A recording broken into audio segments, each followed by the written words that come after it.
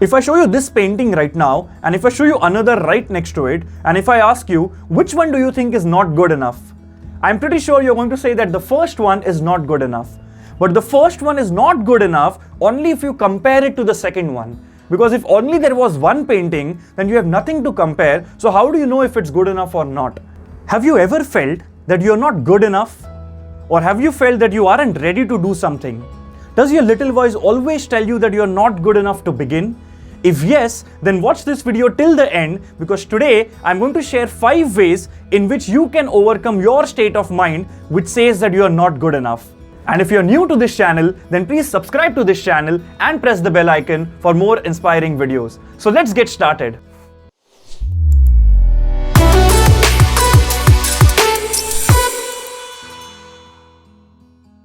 So Namaste dosto, my name is Abhay Valsangkar, I'm a confidence coach and I welcome you to Motivational Mondays, wherein each Monday I come up with one video that would inspire you to live a better life. And today in this video, you're going to learn 5 different ways in which you can overcome your state of mind whenever it says that you are not good enough. So let me give you my example.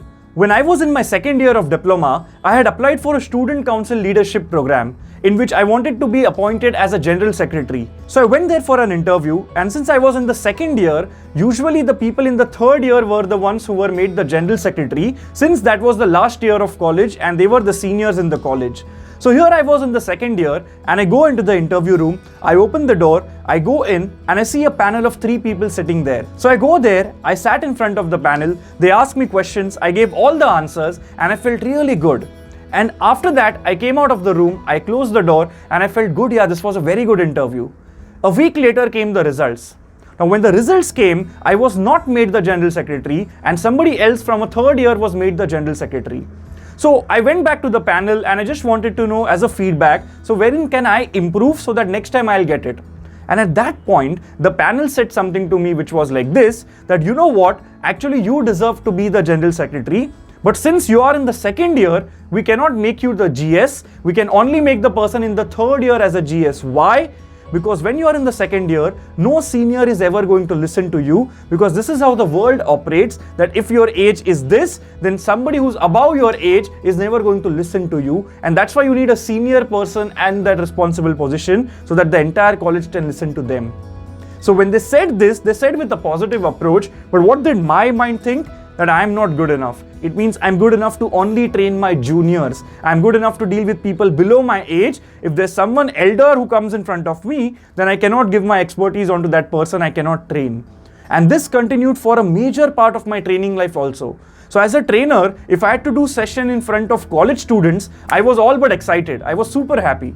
But when I was doing corporate trainings, I was a little worried. Okay, am I good enough? Because I was at that time 21 years of age, and here I am training people who are 30, 35, 40, and I thought, what is this? They have got greater experience than what I have got. So it doesn't work out. So then came the syndrome of, again, not good enough. I'm not good enough to do this.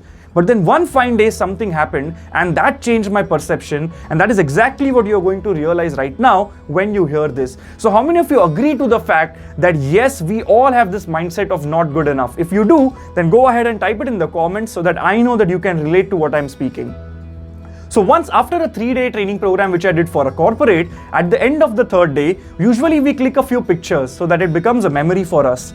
So at that point, after the 3rd day of training, there came a lady who asked that, sir, can I take a picture with you? I was like, sure, why not? And then when we clicked a picture, she asked me, sir, so you're from which IIT? Indian Institute of Technology. From which IIT? And I'm like, no, I'm not from IIT, I'm from Mumbai University. She's like, oh, is it? Okay. So I thought, I don't know why she's asking me that. So I asked her, okay, so why did you ask that? Are you from an IIT? And she's like, yes, I'm from IIT Kanpur. I'm like, okay. Anybody else in this room who's from IIT? And all 40 of the trainees raised their hand.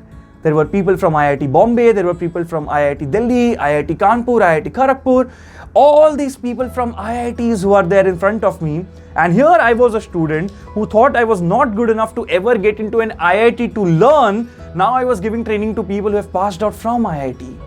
And that was the day when I realized that boss, not good enough is not for the people to judge. It's only for us to think in our head that am I good enough or not? Because nobody in this world is going to come and give you a worthy certificate saying, boss, from today you are worthy. It's not going to work like that. And that's exactly the moment when I realized that if on the first day of training, I came to know that all of them were from IIT, would I have done the training in the same way? Possibly I would have been a little shocked, I would have been a little nervous. And that's when I realized if 40 graduates from Indian Institute of Technology, wherein I could never get an entry into that college, and today I trained 40 of them, and then they say that you have done a wonderful job and we loved your training, that's when I realized that yes, we are good enough and we don't even know. How many of you agree to this, that when someone appreciates you, you reflect back and you realize, yes, I was good enough? If you do, then let me know in the comments below. But this is what I want all of you to again understand, that don't wait for someone to come and tell you that you're good enough. You need to believe in yourself. And that was a day when I realized, boss, I've got it and I can do this. And after that, now if there's someone 35 years of age, 40 years of age, 50 years of age, it doesn't matter, that mental blockage is now gone. So let me tell you 5 ways which helped me to get over this not good enough syndrome, and I'm sure that that will help you too. So here's the number 1. If I show you this painting right now, and if I show you another right next to it, and if I ask you, which one do you think is not good enough? I'm pretty sure you're going to say that the first one is not good enough. But the first one is not good enough only if you compare it to the second one. Because if only there was one painting, then you have nothing to compare. So how do you know if it's good enough or not? And that's exactly what we do in our life. We constantly compare with each other, and that's why we feel you're not good enough. Because today if I want to start, I immediately look at my competitors and I get overwhelmed. They are better than me, she's better than me, he's better than me. But the point is, your comparison is not with them. It's only with yourself. Are you better than what you were yesterday? That is what you need to ask yourself. That's it. So that's the number 1 principle, the number 1 way that I realized if I have to get over the not so good syndrome, it's by not comparing it to others. They have their different journeys. Never ever compare yourself to others. Always only compare yourself to you, yourself only. So that's the number 1 way in which you can overcome the not good enough syndrome. Now the second way in which you can overcome the not good enough syndrome is to stop rejecting yourself. Yes, you heard it right. Most of us reject ourselves even before the other person rejects us. Now let that sink in. Let me give you an example. How many of you have ever been to an interview and before stepping into the room, you believe, you know what, today I'm not going to get it. And you come out and you're like, I'm not going to get it. It's like you are rejecting yourself even before the interviewer rejects you. And that's exactly what we do in our daily life. Each and everything that you wish to do, we tend to first reject ourselves even before the other person rejects us. And that's the second thing that you need to avoid, and that's the second way in which you can get over the not so good enough syndrome, by ensuring and realizing the fact that you don't have to reject yourself. Let other people reject you, and then you ask them that, you know, what is it that I had done wrong and how can I improve? And that's where you improve and you get better. But stop rejecting yourself. That's the second way. The third way in which you can get over the not so good enough syndrome is to back yourself. You need to go all out. You cannot sit on a fence and you cannot keep your feet in the water and test the waters. How good am I?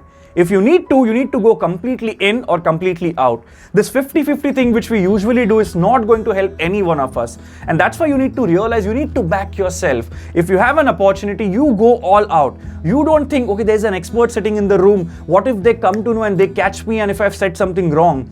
Let them do that. That's a lesson for you. But you don't have to be under that worry constantly that what if they catch? No, that's like 50-50. Should I go all out or should I hold back? It's like this. If you want to learn swimming, you need to be inside the swimming pool. You can't sit on the edge and then put your feet inside the water and think, you know, I'm swimming. It's not going to work out. And that's why back yourself, trust yourself, believe in it, and go and do it fully. And I'm sure it's going to help you with the not good enough syndrome. So start where you are and start now. The fourth way in which you can get over the not so good enough syndrome is by developing your expertise. Now, a lot of people get a little tensed because we believe that experienced people around us make us uncomfortable because they know more than what I know.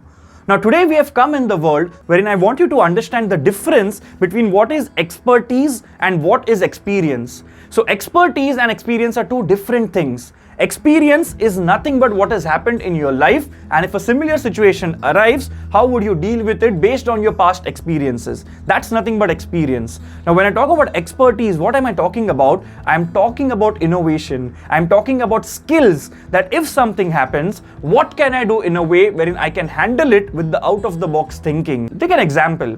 Mark Zuckerberg at an early age leaves college with zero experience but a lot of expertise in what he loves to do, and he sets up a company and hires a lot of people who are experienced. Same goes with Steve Jobs. Same goes with Sachin Tendulkar at the age of 16. Not much experience, but a lot of expertise in which he played, and he faces the likes of Waqar Younis and Wasim Akram at that age. So this is what I want all of you to realize, that none of us will have enough experience ever in our life, because life teaches us everything every single day.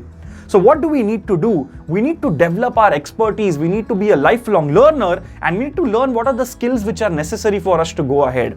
And the fifth way to get over the not so good syndrome is what we call as celebrating small wins. Now, a lot of us forget this, and this is the most crucial part. We always ensure that we give importance to just the results, but we don't give enough importance to the small efforts in the process of getting that result. Start acknowledging things which you often take for granted. And that's why you don't feel you're good enough, because you're not appreciating yourself. Because all of us want that. We want fame, name, and recognition. We want people to come and tell us that we are good, but we don't tell ourselves that we are good. And that's why I want you to realize you are good at where you are. And if you stop looking around for validation and you start celebrating your small wins, you would definitely get over the syndrome of not so good enough. And today in this video, you saw 5 different ways in which you can get over the not so good syndrome. The first way in which you can get over the not so good syndrome is to ensure that you stop comparing yourself to others. The second way is to avoid rejecting yourself first. Let people reject you, you don't have to reject yourself even before they reject you. Third one is to back yourself and go all out. Don't be on the fence, no 50-50, there is no trying, you either do or you do not. So go all out. Number 4, develop your expertise. Understand this, you need to be a lifelong learner. And the fifth way, to celebrate small wins, very, very crucial. So from this video, if you have got a lot of value, then do let me know in the comments below. And if you're new to this channel, then please do subscribe and press the bell icon so that when I put a new video, you are the first one to get a notification. And if you have learned from this video, then do give it a thumbs up, like it, and share it with your friends. Thank you so much, and keep watching more videos on this channel for your daily dose of inspiration. Thank you.